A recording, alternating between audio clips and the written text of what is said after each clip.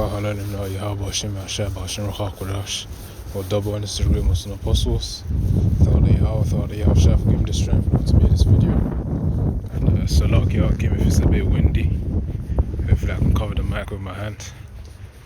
But as you can tell from the lesson,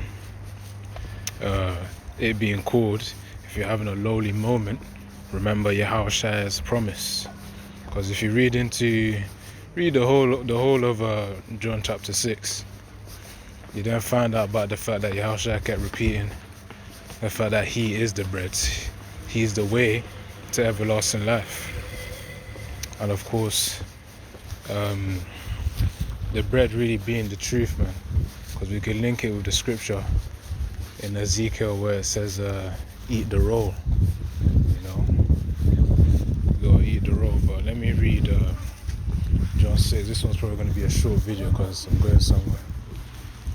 But yeah, John 6 verse 51 says, I am the bread, I am the living bread which came down from heaven. If any man eat of this bread, he shall live forever.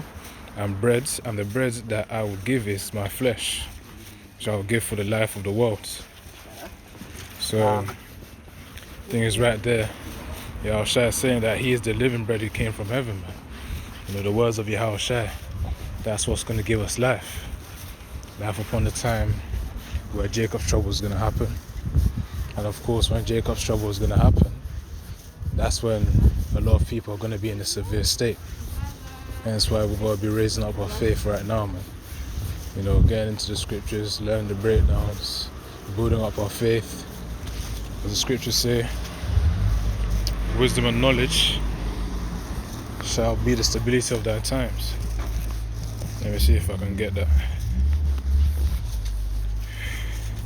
It should be the one in Isaiah.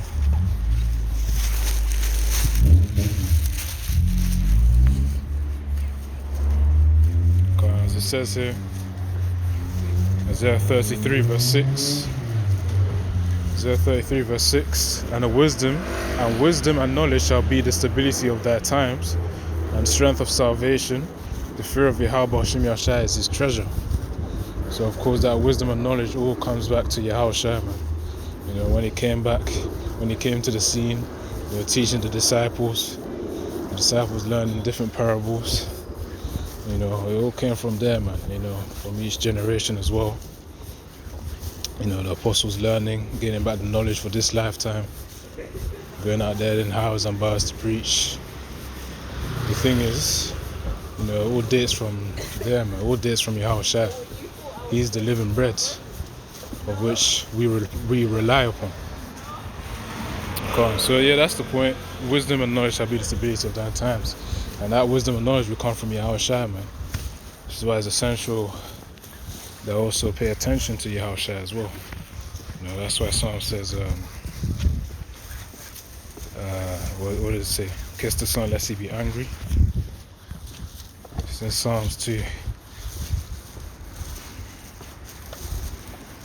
Let's see.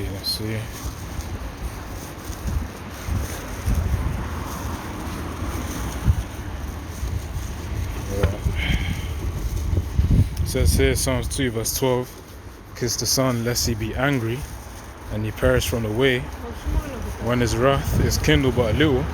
Blessed are all they that put their trust in him. So, of course, it's all a matter of faith and trust, man.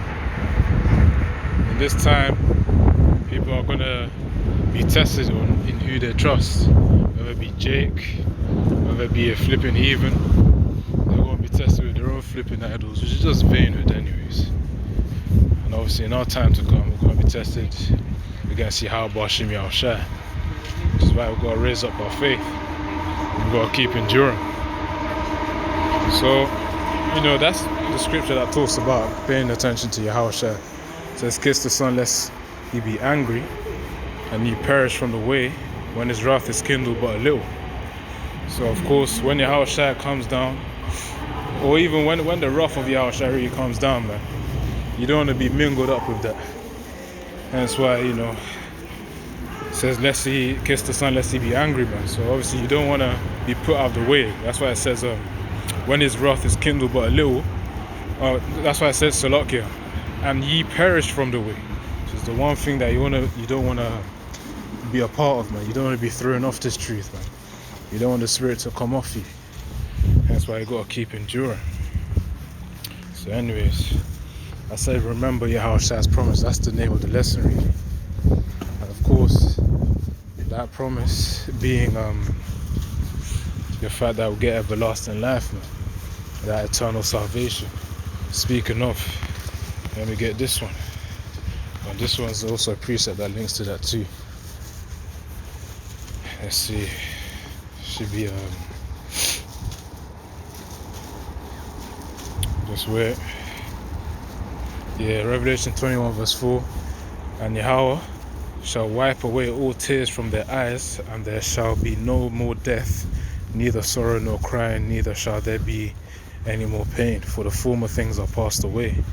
So of course it says, and there shall be no more death, which means we're not gonna, which also correctly links with the salvation, man.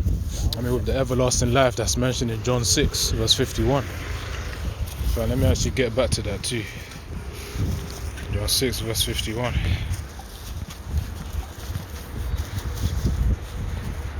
Against the lucky for the wind. Hopefully it's not too windy in the post-production of the video. Let's see. Because I know it mentioned here in the same chapter, yeah, Yahawashi is really the way to everlasting life. Let's see. Maybe it's, wait. Oh yeah, I mean it's pretty much basically in 51. So yeah, I am the living bread which came down from heaven. If any man eat of this bread, he shall live forever. So that's the key part right there, man, everlasting life. Which again links to that promise in Revelation 21 verse 4 about what is it? Basically not facing death again, man. So you know, them precepts link wonderfully together. So you know, anytime you brothers may be in a lowly moment, meditating upon your afflictions, always remember, man, a light affliction compared to eternal salvation, man, eternal happiness really. Imagine a kingdom where you're not ever gonna get bored or sad or gloomy. That's the thing. You just have to keep enduring, man. And obviously, whenever we are in those lonely moments, we're supposed to meditate upon the precepts that will then help to uplift us. There's this thing called self-motivation or self-discipline. We, the scriptures, should be our source for that. Whenever you're in a moment on your own, meditating upon afflictions or in a gloomy spirit, always meditate upon the scriptures, man. Obviously, if the spirit be, them precepts are going to uplift you. And of course, day by day, you just have to keep doing that to help you keep going. So yeah, man. Let me get this one. The wrap-up precepts. Ecclesiastes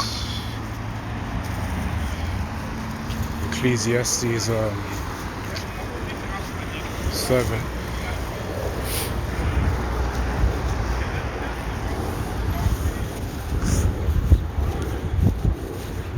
Alright, so Ecclesiastes 7 verse 2. I think 2 to 4, yeah. It says, Ecclesiastes 7 verse 2.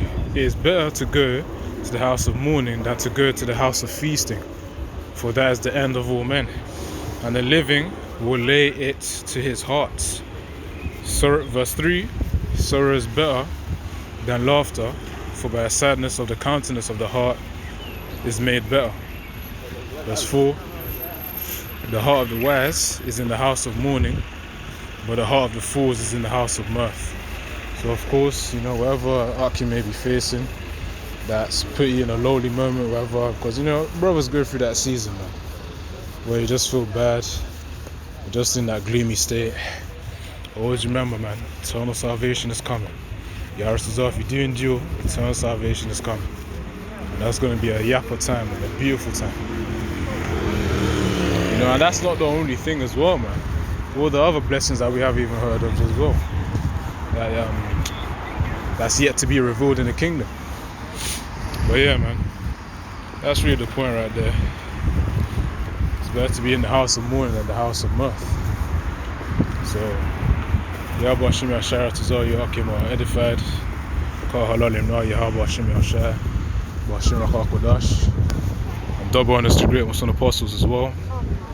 And yeah, Shalom Akim.